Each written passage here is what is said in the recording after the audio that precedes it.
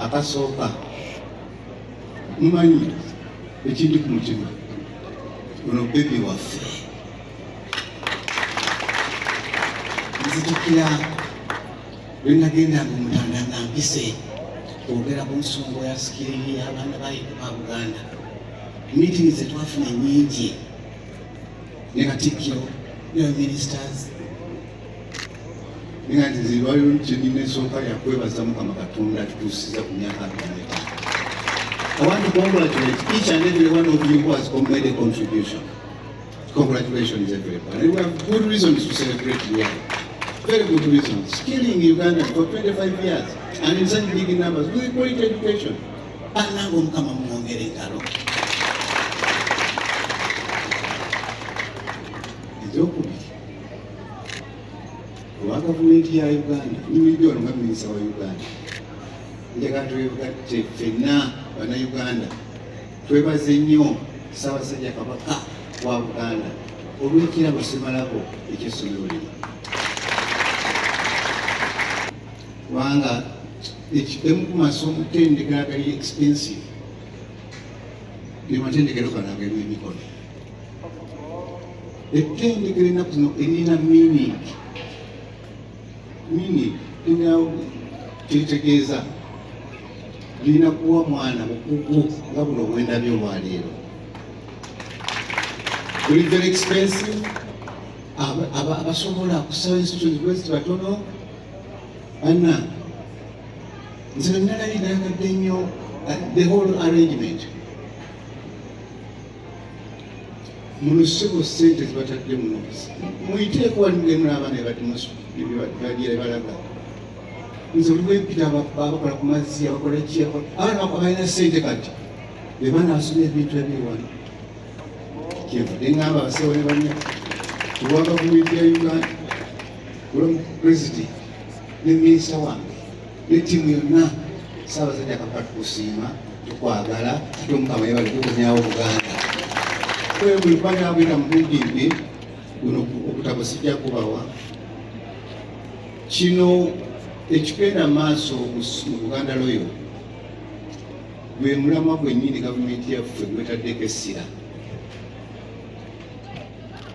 Skilling Ugandans bawa bukugu obunaabasobozesa okujja mu katale k'emirimu oba okuteekawo emirimu abalala nabo basobola okufuna emirimu. Kyemuliko Ssaabasajja Kabaka General Minister muli ddala ku mulamwa gavumenti weetadde amaanyi gaayo. It's our priority project. Priority. Twatulowooza nti ebizibu ebisinga obungi bye tulina lwakuba nti abavubuka abaffe tebalina mirimu. Ate tebalina mirimu si lwakuba nti emirimu tegiriiwo. Tebalina mirimu kuba tebalina bukugu kubasobozesa kugenda mu katale kali. Gavumenti kyeyava egamba katono twatusanga ti amaanyi. Kusooka twabanga tuba ne policies ne programs nti buli mwana yenna azaalibwa mu Uganda oba ali mu Uganda tumuyamba agende mu ssomero asome ate amaleko ng'alina skills ng'alina obukugu obumusobozesa okujja mu katale k'emirimu. Awo n'otugenda okuza ne ssente zammwe obweba omusolo. Tugamba tujja kutandika primary ne secondary gena kuba universal and compulsory. Buli mwana alina okugenda n'asoma. Ne technical education bifo tugamba bisatu maya bibiri ne technical education nayo kweri. Everything is going to be done by our government to ensure that we offer compulsory and universal primary, secondary, and technical vocation, which is happening here in this country. Of course, as I said at the beginning, it's very expensive, it requires a lot of resources, which our country cannot have in 1 year. We are going to do it in phases. But now, buli muluka weereko primary school, buli gombola weereko at least one secondary school, mu buli district buli constituency tujja kusatisa technical institute ng'eno tusobola kutandikira kati ku district naye waliwo tulaga kyetuvanze kyempaŋŋamba olwa gavumenti tusiima Ssaabasajja Kabaka okutukwasizaako olubingi lwaffe nga gavumenti era nenkozesa omukisa guno maama Mumbejja nalinnya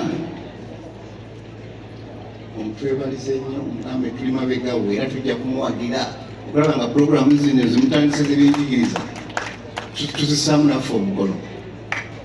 Trained in this institution. I've studied, I've looked at the programs, they're excellent.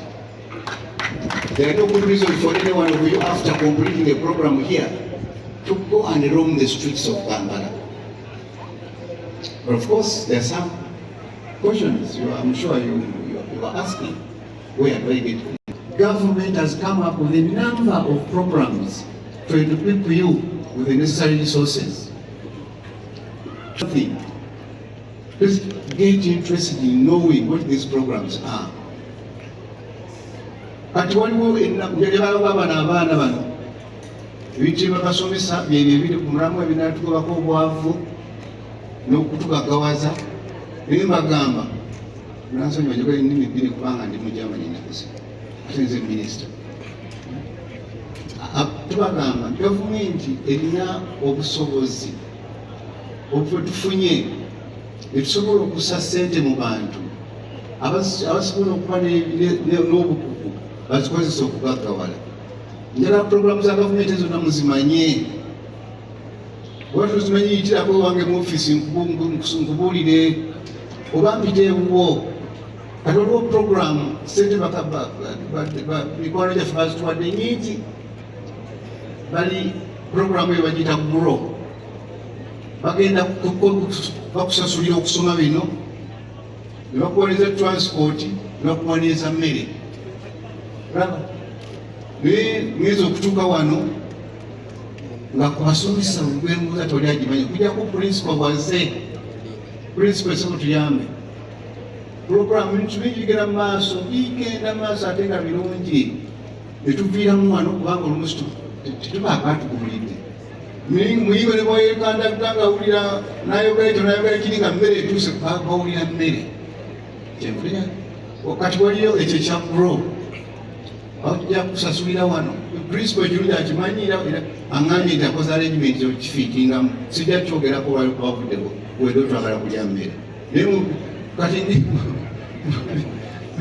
njagala ffenna obuli wa UPC obuli wa katoliki obuli musiraamu oliki tumanye puroguramu za gavumenti tuzaagazisa abaana baffe ate tuberenga tuziparticipatinga mu nyingi ezokagobako obwavu sijja ziyitamu onadde nzikuwandikidde zonna ne bannange mundeke ngende ndye Buganda Royal, congratulations. Uganda tuliwana Buganda Royal institute katika Mengo Miingo wakabwe kusaba omwana akuba ekifaananyi era kikuleetere alamuliwa omwana ekifaananyi yakikubye. That these people have been equipped with the entrepreneurial skills to go out and make money. You are taught not just for the sake of learning. Bakusomeseza bino kugenda kukola ssente. Kati kinagenda kungabira ku kyabuwerere. Nga tusenza nge nina palamenti ensasula. So I want to ask you, bano balina ssente, fa wano ng'okoze ssente, njagala okugaggawale. That's the purpose behind all this. Ekitiibwa ososemu wayimika eza paliamenti ekitiibwa singa eza paliamenti sobola tuwe ekitiibwa agenda kuwa ssente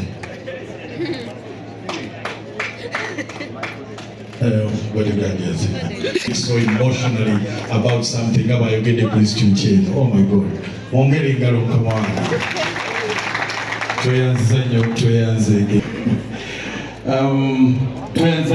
kuba obudde nogezaako okuba ntumaliriza mu enkuba eyo batenakomawo. Ngenda kusaba Oweekitiibwa Bwanika tugenda kusala keeki. Bwe tusala keeki ey'emyaka 25 tujja kuba ate olwo tugenze mu kisembayo eky'emmere. Musanyalaze mukama wange. Abo olina amaanyi.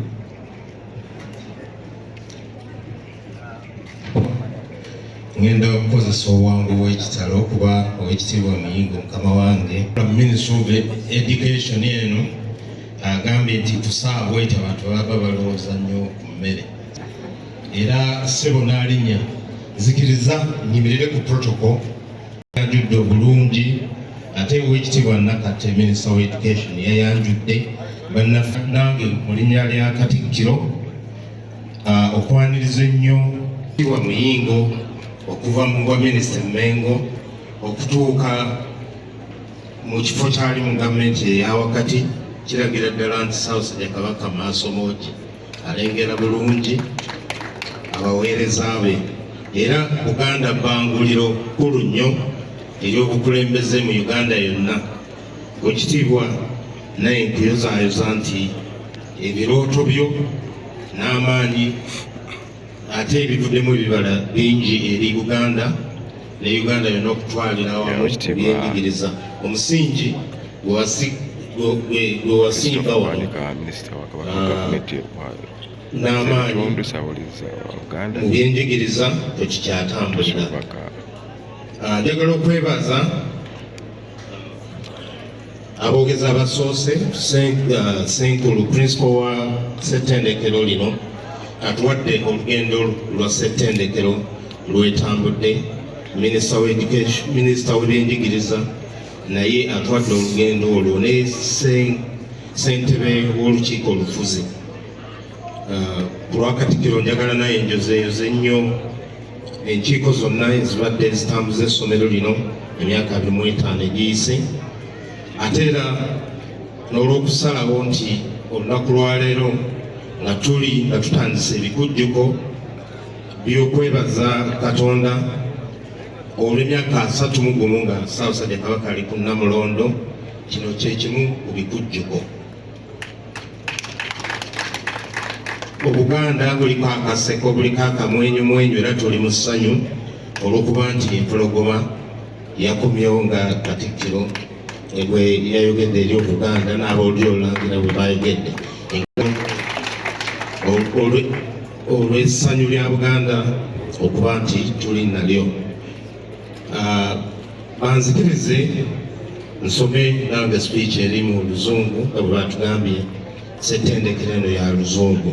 Speech yange mu bufunze etandika ne protocol gye tuyiseemu and it is with enormous joy and profound sense of pride that I stand before you today to celebrate the 25th anniversary of our institute.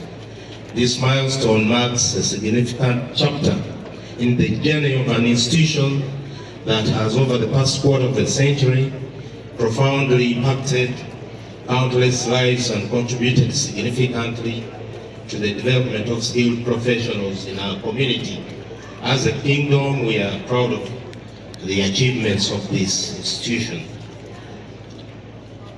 I am talking on my behalf as Christopher Bwanika.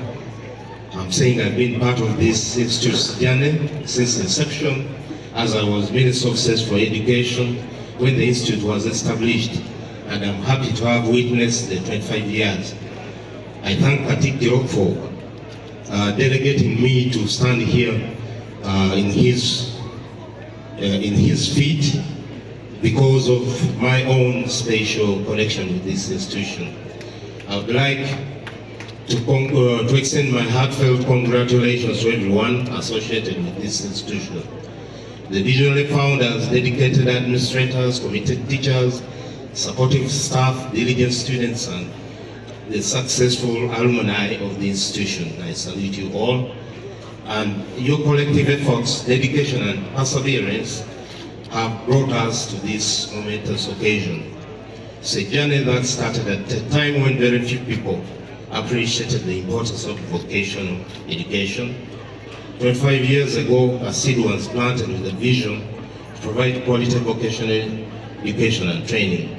The seed has now grown into a studied tree bearing fruits of success and excellence. I'm aware that the journey has not been easy, but your commitment to excellence has been the driving force behind the institution's remarkable achievements. We thank His Majesty the Kabaka of Uganda for his vision and for his gift of this institution, not only to Uganda but the nation, Uganda. The impact of the Institute extends far beyond the kingdom by producing skilled professionals, and it has contributed significantly to the economic development of our country. As we celebrate this milestone, it is also time to look ahead and envision the future. The next 25 years will bring new challenges and opportunities. It is imperative that the institution continues to innovate and adapt, embracing new technologies and methodologies to stand at the forefront of the business and technical education. I also join others who have spoken before to emulate and to applaud the various programs we have towards the exhibitions by the students, and we all can confirm that actually what is taught and imparted here is right, is spot on, and is the appropriate technology, appropriate teaching that will take Ugandans to the future. The Institute should be taken closer to Saraswati subjects. This is my own suggestion, and we hope that it will be decentralized to reach all Masazas. We should work to have an empowered kingdom and the country at large.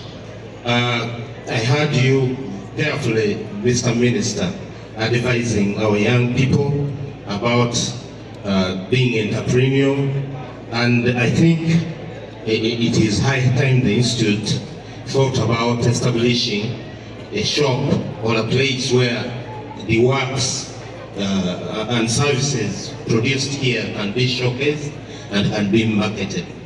I whispered that to the principal and others, and I think it should be our program.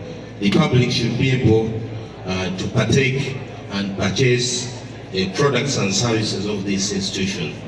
I know which Tigwa, Wamala, and Buganda Tourism Board has established a very nice center, tourism center. I think this institution can be given space to establish a shop, there. I encourage management to look for industry partnerships, enhancing the curriculum to include emerging trends and solving community problems. I thank you and applaud the various partnerships that we've had, which are already in place, but encourage you to enter into more partnerships.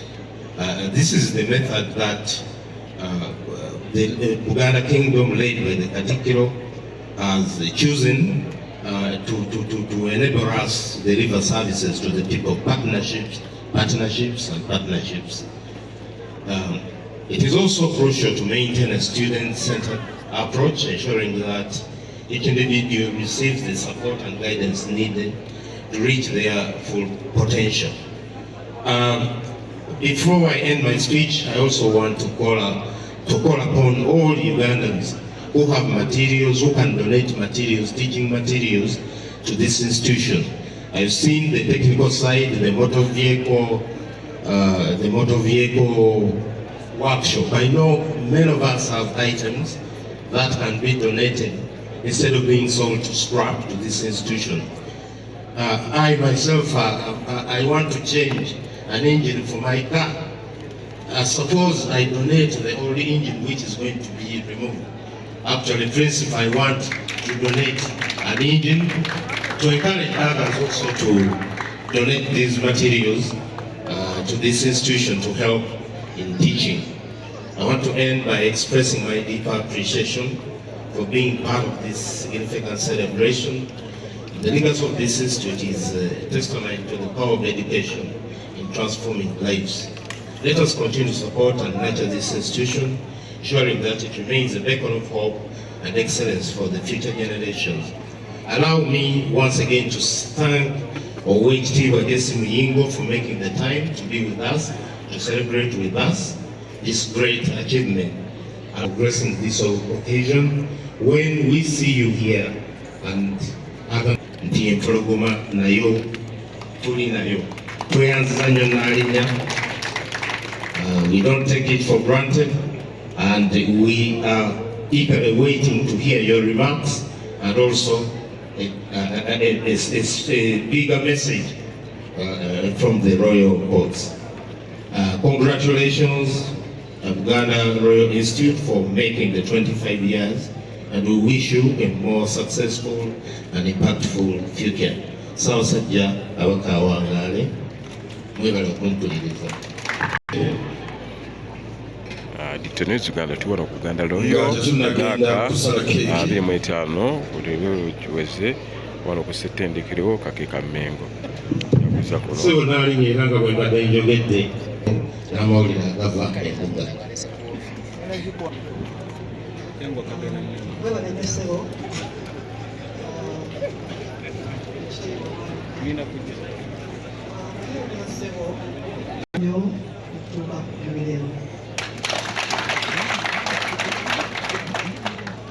Webanezebulamu wakati olindabye nga oli mulungi ddala Ottendo wa mulembe, mwebale nnyo mwenna abadde muteekateeka eno. Buli mulungi gwewesa ekitiibwa, ettendekero lino Ssaabasajja lyatandika emyaka 45 emabega. Tusanyuse nnyo okulaba nti mu mwaka guno ogwasatu gw'ogumu nga Ssaabasajja alipuuna mulungu, ate era jjubire yeeno wetuukidde. Kintu kya ttendo, twebaza Katonda n'okutuusa ku lunaku luno, ate era ne Ssaabasajja okukomyawo bulungi. Twongere okusabira ayongere okubeera obulungi, addemu emirimu gye nga bulijjo.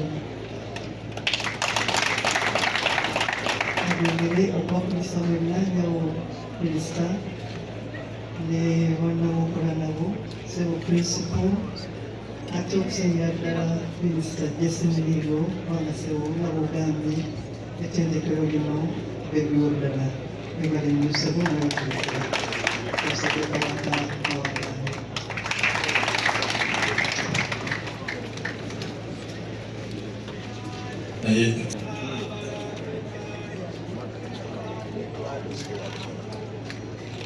Sebo mubeja tunuzeeko eno. Tunuzeeko eno ekifaananyi.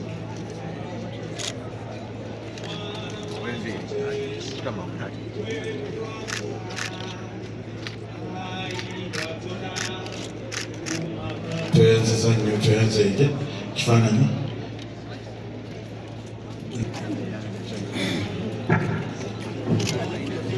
Alinnya Sarah Kagere, Oweekitiibwa Jesse Muyingo, Oweekitiibwa bagenda kutugabula kyeyanziza nnyo baluminayi tutuule kale munzikirize.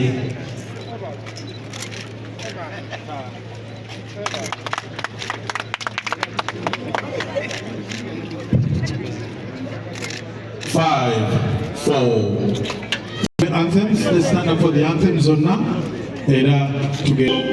Men and women, getting and more of education today.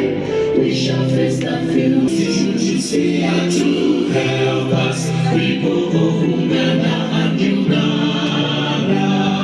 Help us that and competent in this new world. Jumuiya yetu sote tulilinde, tuwajibike, tuimarike, umoja wetu ni nguzo yetu, idumu jumuiya yetu.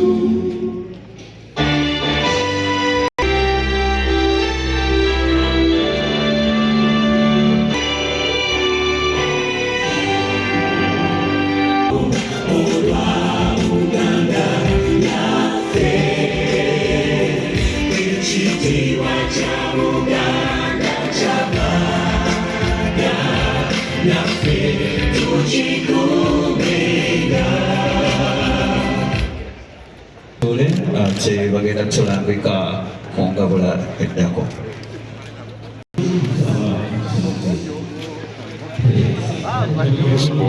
Kiba bali ku ddembe.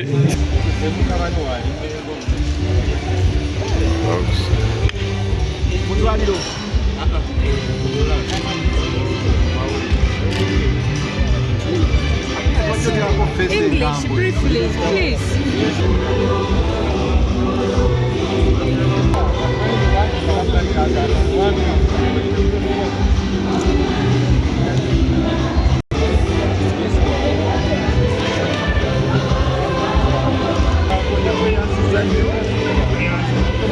Oweekitiibwa Ssekabembe Kibero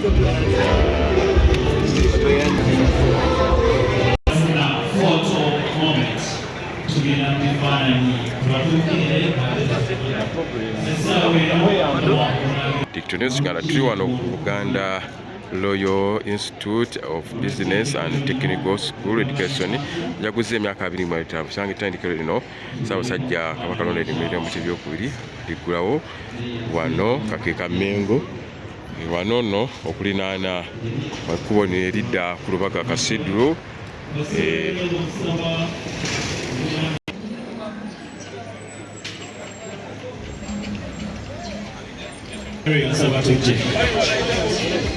Staff Buganda Royal bebaddako tugenda kuzzaako oyo staff muli munda mu mutima gubala emirundi 5 bw'oba tonnatuba ekifaananyi kiwedde executive eya PYC bwe bamaliriza ate tufuna enkobazambo otumalirize sabula ekirala kale nkobazambo oli waddembe otunula mu kamera yonna gy'oyagala kale alumina ifenna nsaba tujje ne ba leaders abali babaddeko ba leaders abakulembeze mu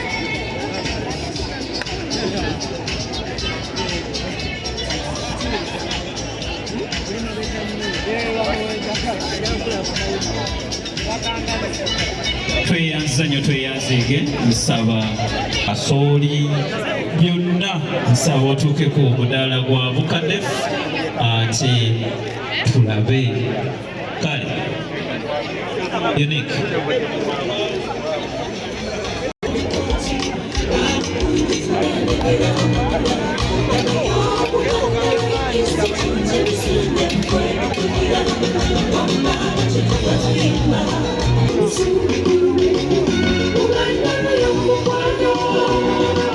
Dictionaries Uganda tubadde wano ku Buganda Royal myaka 25 Ssenga wa Gerard tukyagwa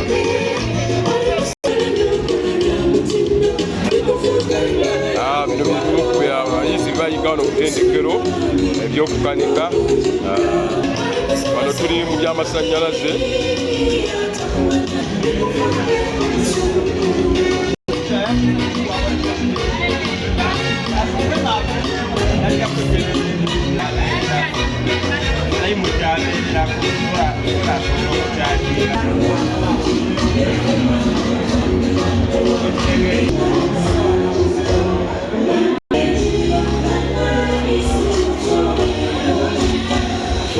bayigirawo bya kuzimba nga bwolaba wano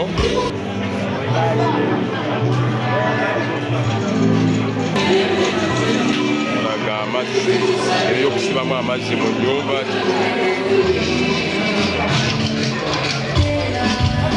bayiga bya art